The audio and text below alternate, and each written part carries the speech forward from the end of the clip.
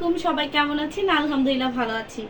এই তো বিসমিল্লাহির রহমানির রহিম, নতুন আরেকটি রেসিপি নিয়ে চলে আসলাম। আজকে হচ্ছে আপনাদের কিমা বিরিয়ানি রান্না করে দেখাবো। তো আমি ফার্স্টে হচ্ছে মাংস দিয়ে দিব হচ্ছে পেঁয়াজ কুচি।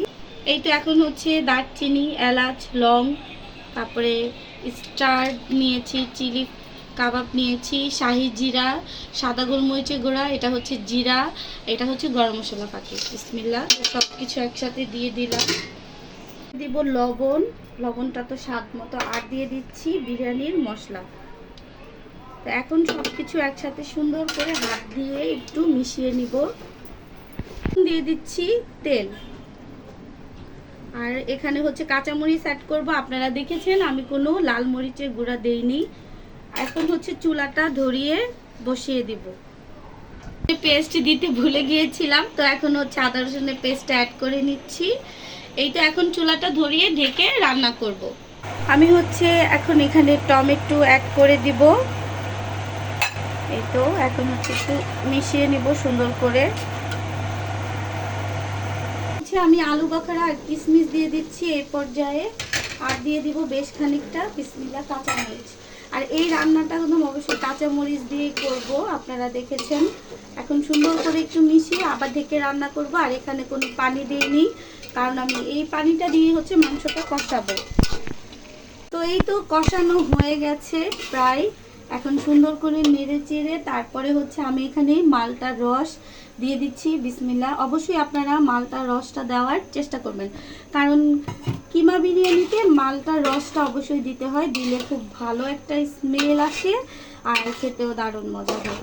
এটা তো আমি হচ্ছে এটা দিয়ে একটু ঢেকে রেখে দিব। তারপরে এখানে একটু গরম পানি অ্যাড করে নেব। এখানে হচ্ছে হালকা কুসুম গরম পানি নিয়ে নিয়েছি। বিসমিল্লাহ, এই তো এখন হচ্ছে সুন্দর করে মিশিয়ে আবার ঢেকে রান্না করব। তেল গরম বসিয়ে দিয়েছিলাম, এখন হচ্ছে চাল দিয়ে দিব। চালের সাথে হচ্ছে কাঁচামরিচ দিয়ে দিয়েছি, আর সাথে দিব কিছু তেজপাতা। চালটাকে একটু সুন্দর করে ভেজে নিব। হচ্ছে দিয়ে দিলাম লবণ। আর হচ্ছে আপনাদের মনে প্রশ্ন থাকতে পারে, আপু দেখি পেঁয়াজ দিল না। আমি হচ্ছে এখানে পেঁয়াজ বেরেস্তা দিয়ে দিব, কাঁচা পেঁয়াজটা ব্যবহার করব না। আপনারা অবশ্যই এভাবে পেঁয়াজ বেরেস্তাটা দিয়ে দেখবেন। এখন কিছুটা দিব, আবার রান্না শেষ হয়ে গেলে আবার দিব। অবশ্যই আপনারা এভাবে সাদা পোলাও রান্না করে দেখবেন, বা বিরিয়ানি বলেন, তেহারি বলেন, যেটাই বলেন না কেন, পেঁয়াজটা এভাবে দিয়ে দেখেন, খুবই ভালো লাগে আর স্মেলটাও সুন্দর আসে। চালটা ভাজা হয়ে গেল। বিসমিল্লাহ, তো এখন হচ্ছে আমি পানি দিয়ে দিচ্ছি পরিমাণ মতো। অবশ্যই আপনারা যতটুকু চাল নেবেন ওই পরিমাণ মতো পানি দিয়ে দিবেন।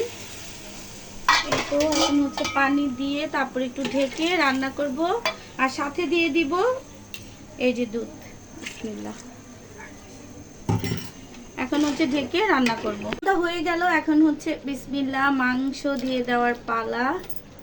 মাংসটা দিয়ে হচ্ছে সুন্দর করে মিশিয়ে দমে রেখে দিব। রান্নাটা হয়ে গেল। এখন হচ্ছে আমি ঘি দিয়ে নিলাম, কারণ ঘিটা অবশ্যই দিতে হবে। আর হচ্ছে এখন পেঁয়াজ বেরেস্তা দিয়ে দিব। বাস, রান্নাটা আমার কমপ্লিট। এখন হচ্ছে খাওয়ার পালা। এই তো আমাদের হচ্ছে এখন খাওয়ার পালা। কিমা বিরিয়ানি খুব মজা হয়েছে, একটু টেস্ট করে দেখেছি। এখানে কাঁচামরিচ, পেঁয়াজ, লেবু, সালাদ দিয়ে নিয়েছি। তো সবাই অবশ্যই বাসায় ট্রাই করবেন, আর অবশ্যই কমেন্ট বক্সে জানাবেন যে কেমন হলো।